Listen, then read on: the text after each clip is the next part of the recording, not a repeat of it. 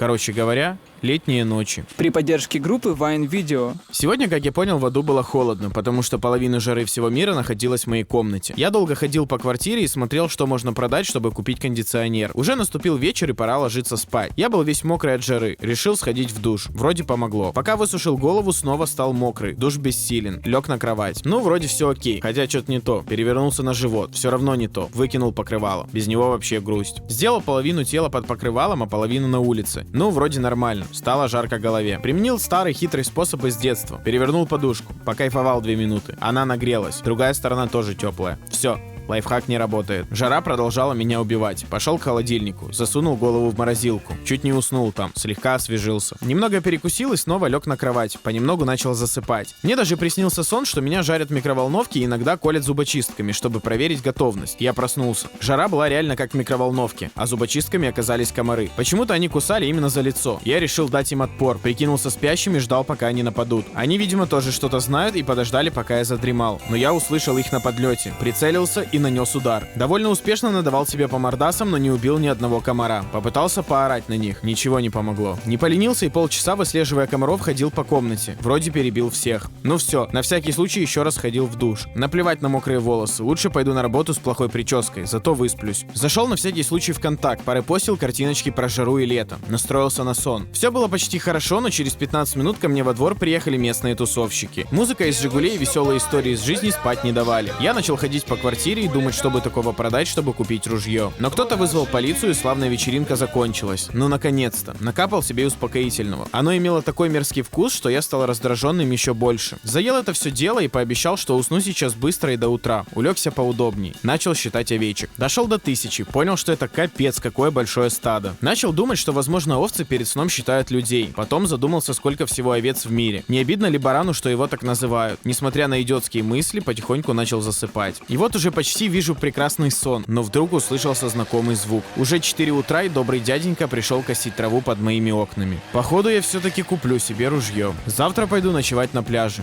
Может, хоть там меня не достанут. Короче говоря, летние ночи.